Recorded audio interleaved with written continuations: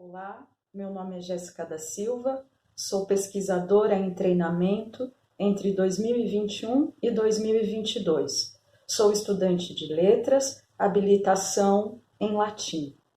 O nome da minha iniciação científica é o português na língua portuguesa. Vou tratar aqui nessa apresentação de cada pilar da minha pesquisa e a correlação, o que liga entre elas. Como disse, o nome da minha iniciação científica é o português na língua portuguesa. Portanto, eu vou começar pela língua portuguesa. 711 é o ano que marca a presença muçulmana na região ibérica. Esse episódio é historicamente conhecido como a invasão muçulmana, composto por africanos, árabes e berberes, povos da região do norte da África, que tem o Islã como religião. Geralmente, esses povos aparecem na literatura como mouros, por exemplo, no famoso espetáculo de William Shakespeare, Otelo, o Mouro de Veneza.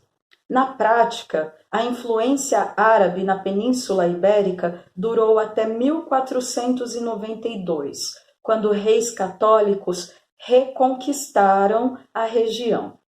Portanto, para a formação daquilo que a gente entende como português europeu, a presença do mundo árabe é fundamental. Essa é a primeira influência de africania nesse sistema linguístico. As palavras de origem árabe no Brasil são resguardadas, muitas vezes restritas, aos praticantes e conhecedores de religiões de matriz africana, através dos cultos de candomblé, umbanda, xangôs de Recife, encantados e tantas outras manifestações religiosas, culturais, que são verdadeiros arcabouços desse sistema civilizatório que preservou essa língua. Em termos lexicais, eu destaco duas palavras, Oxalá e Alguidar. Em terras lusitanas, na região do Viseu, nordeste de Portugal, Alguidar é uma palavra ainda presente no vernáculo. Na literatura portuguesa, por exemplo, ela aparece significando bacia ou balde. Em Jorge Amado é possível ver essa palavra, mas geralmente quem a conhece no português brasileiro são praticantes das religiões de matriz africana. Outra palavra de origem islâmica presente no nosso português é Oxalá. Oxalá é uma interjeição de desejo. Oxalá chova no sertão, Oxalá eu consiga um bom emprego. E, portanto, é uma palavra de origem africana, pontualmente dos africanos islamizados.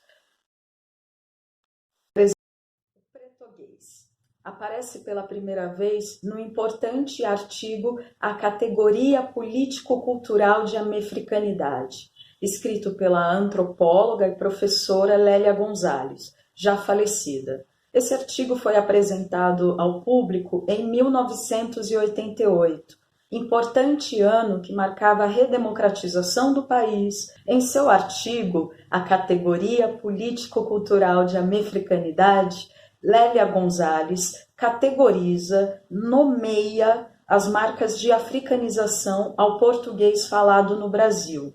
Ela categoriza, nomeia essas marcas de africanização como pretoguês.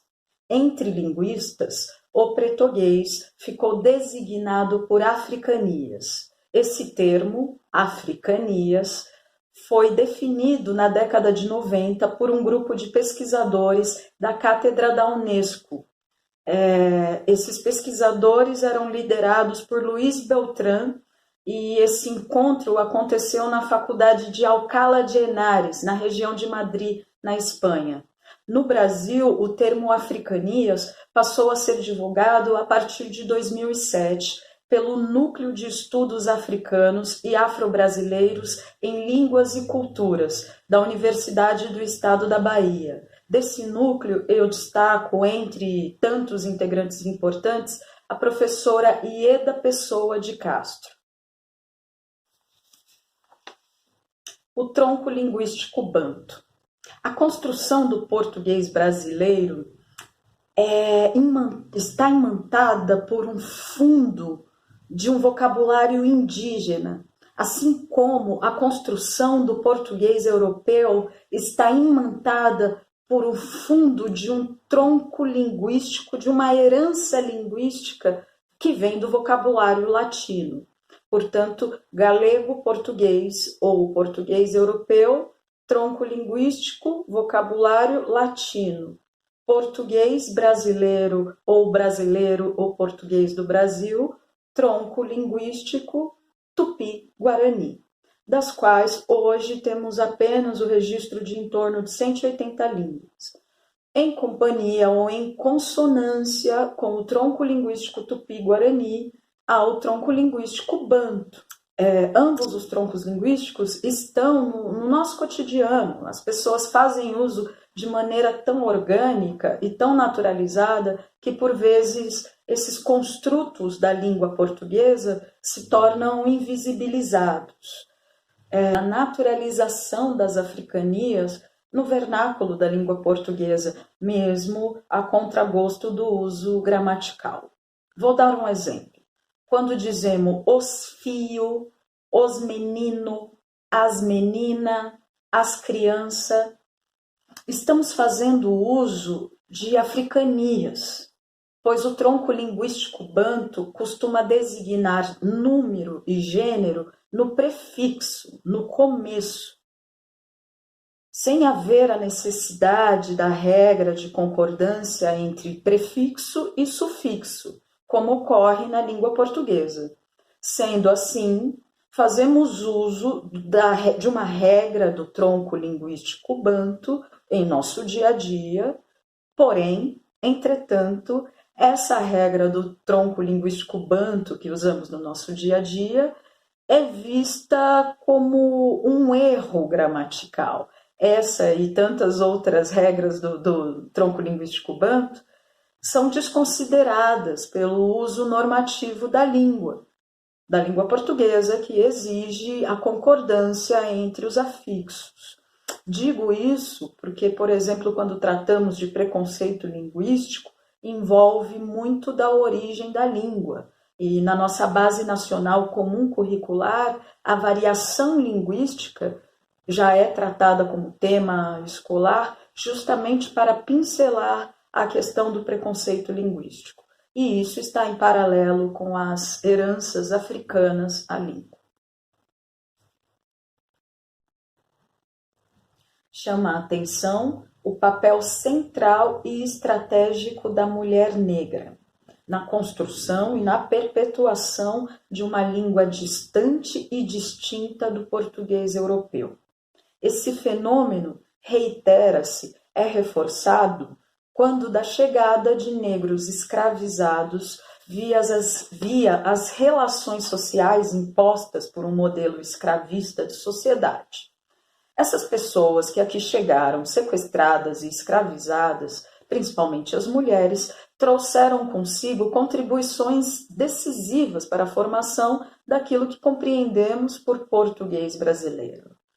Quando chamamos nosso irmão de caçula, por exemplo, caçula para nós é o filho mais novo. Esse significado é de origem banto, pontualmente da língua quimbundo. Na língua quimbundo existe uma palavra que é a caçule, que serve para designar o filho mais novo, o querido da família, o dengo da família. Então, cada vez que chamamos os nossos irmãos mais novos de caçula e não de Benjamin, como seria no português europeu, estamos fazendo uso de africanias. As questões centrais para a minha pesquisa foram: seria o português representado somente no item lexical ou estaria altamente vinculado ao contexto sintático de uso? Essas construções, identificadas nos livros propostos, seriam coincidentes entre as obras? Estariam as africanias enredadas em contextos funcionais, sintaxe semântica e pragmática, parecidos e mantenedores de preconceitos e estigmas? A consciência plena da existência das africanias ou do português podem vir a contribuir para mitigar defasagens no processo de letramento? Para responder a essas questões, elaborei o seguinte percurso de pesquisa. A. Leitura da obra Quarto de Despejo. B. Identificação das construções do português. C. Checagem em obras lexicográficas. D. Leitura da obra Sobrevivendo no Inferno. E. Apresentação de resultados parciais no grupo de pesquisa. F. Elaboração de relatório parcial. G. Leitura da obra Capão Pecado. H. Identificação das construções do português. I. Checagem em obra lexicográfica. J. Cotejo entre os resultados das 3 obras. K. Elaboração do relatório parcial. L. Tratamentos em termos de padrão funcional. M. Elaboração do relatório final. N. Apresentação de resultados em eventos acadêmicos científicos. Nesse tópico N, destaco o SICUSP, Simpósio Internacional de Iniciação Científica da USP. Minha meta com essa iniciação científica em treinamento é concluir os relatórios que já estão em andamento até março de 2022 e entre julho e agosto de 2022 sistematizar o que foi pesquisado e apresentar as minhas considerações no SICUSP. Para mapear as questões centrais da pesquisa e em virtude do Covid-19, recorri à literatura e escolhi essas 3 obras onde podemos observar as africanias nos mais diversos usos. As narrativas escolhidas são basilares para a compreensão da literatura marginal em um caráter de continuidade histórica, proposto pela historiadora Beatriz Nascimento. A literatura marginal, defendo eu aqui essa tese, a partir de Beatriz Nascimento, a literatura marginal é também um processo de aquilombamento. Começo falando da obra Quarto de Despejo. Quarto de Despejo é um livro de Carolina Maria de Jesus, mulher que praticamente não teve acesso à educação formal. Porém, Carolina é neta de um griot, seu Benedito, o Sócrates africano, detentor da oralidade. Griot é uma função social que em vários países do continente africano ainda existe e tem um papel importantíssimo de ser o herdeiro da memória, da cultura e ter a técnica, o detentor do dom da palavra é o griot. Ele tem a técnica de como transmitir essa palavra e tem a memória, a herança desse conteúdo. Esse era o seu Benedito, o avô de Carolina, muito articulado no Diário de Bitita, conhecido como Sócrates africano. Carolina funda um gênero literário. Gênero porque possui características e mecanismos específicos para fazer-se existir como tal. Esses mecanismos estão apresentados desde a voz do narrador até a temática da obra. Além disso, Carolina nos ensina o que dizer e de que boca que sai. Envolve diretamente tanto quem produz quanto o que se constrói pela temática. É um rolê, uma fita, uma obra literária em que estamos todos envolvidos. É através da literatura marginal, revelando seu gênio interior e ancestral, que Carolina Maria de Jesus compartilha o que está nas suas entranhas. Como a boa literatura, a literatura marginal não tem volta. É ingênua, de tão genuína, é visceral, ativa, não tem negociação. A segunda obra literária escolhida foi Sobrevivendo no Inferno, dos Racionais MCs. Hoje, um dos livros de leitura obrigatória da Unicamp. ilustra como os documentos, os registros da negritude estão nos discos, nos falares e cantares de um povo em que tradicionalmente a oralidade vem primeiro. O rap é ritmo e poesia, é a continuidade histórica dessa tradição oral e expressão de um povo, ou de vários povos. Assim como o samba é da boca, é das ruas, é da vida que esse conhecimento emerge. A terceira obra escolhida é Capão Pecado.